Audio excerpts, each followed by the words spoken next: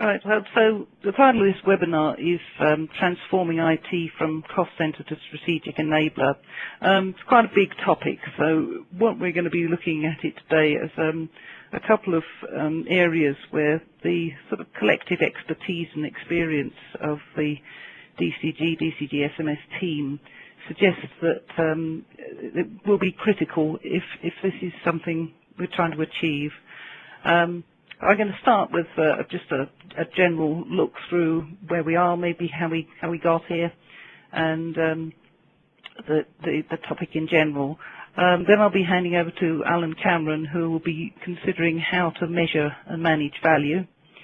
And then the next presenter will be Tom Cagley, who will be looking at what we can learn from recent initiatives in the software development area, particularly in the Agile movement, and what lessons we can take from that which might help us tackle this task. And finally, Mike Harris will look at why this all matters, really, from the business perspective.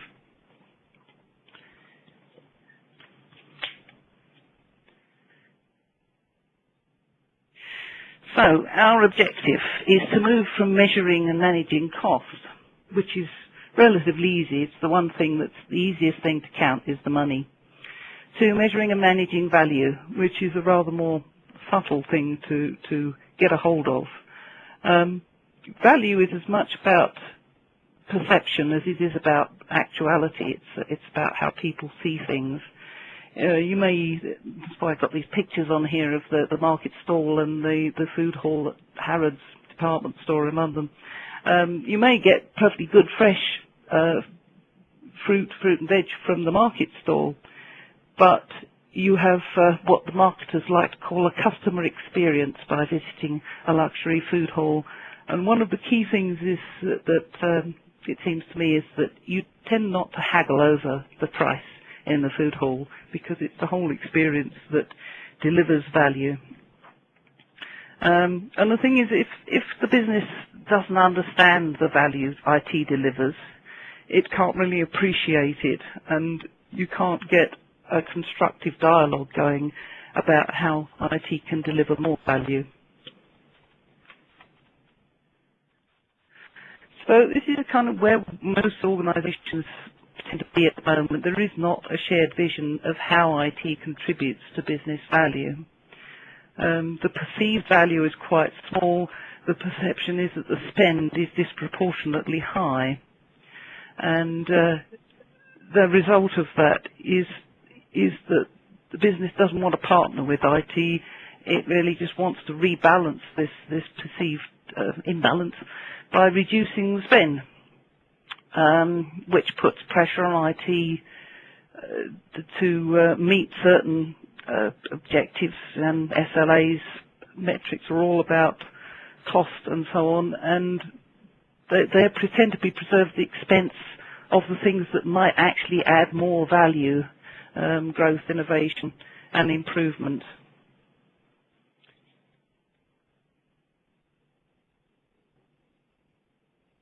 The result of this is that the pressure to reduce costs means that new and discretionary budget is the first thing to go. So business as usual, which already takes up quite a lot of the spend, takes up even more, and users get frustrated with this kind of service they're getting from the IT department. There is even less engagement, and everybody in IT is working hard, but they're not having any impact on this perception that IT is expensive and doesn't deliver the value that the business really wants. So if we think about what is, or what perhaps should be, the value of IT to the business, because if we're talking about transformation, what we're seeking to do is changing the way the business thinks about technology so that it can harness the huge potential of software. Because if you think about what IT does, why the potential is there. Technology can process huge amounts of data really fast. It means you can do things in ways you couldn't do any other way And you do tend to end up in this slight catch-22 situation that you don't know what you don't know. You don't know what possibilities are until you start discovering them. So it's what you can do with the information processing capability that IT offers is what really adds value to the business. So this is why in the first section, or the next section of our webinar, Alan Cameron will be looking more closely at how you measure value, how you define it, and then use that approach to create a better management focus on making IT a more integral part of the business, which is capable of driving profit and value.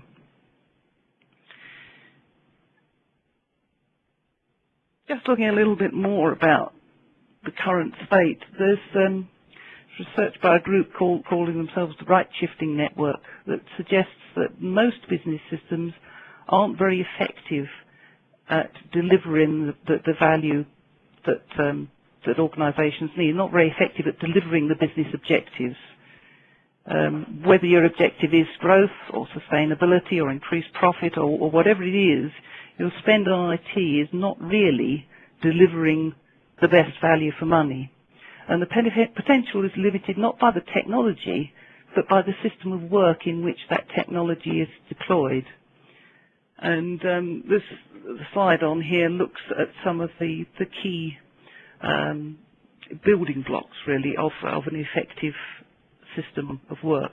And it's about leadership, organisation, problem solving, and capability, skills, know-how. And so one of the key things I would suggest is to know where your organisation is on the effectiveness scale.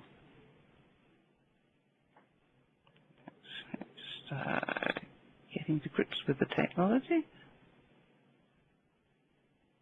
Okay. Because when we talk about systems of work, I think it's interesting to include this extract from a presentation, Why Lean Programs Fail, by two people associated with the Lean Enterprise Institute. This is summing up really the change of management leadership style that's needed if you're moving from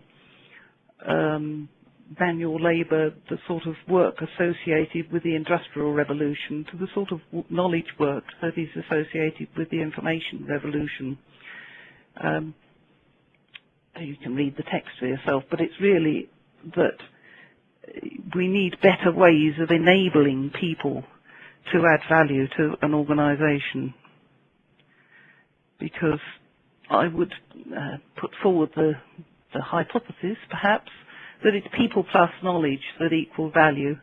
And if people are not in the right working environment, their ability to create value is limited.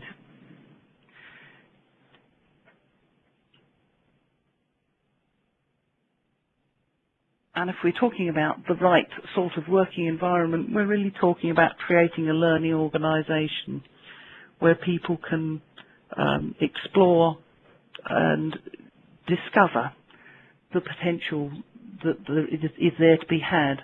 And there's this method of exploring, trial and error, learning from mistakes, is the scientific approach really to building value into an organisation.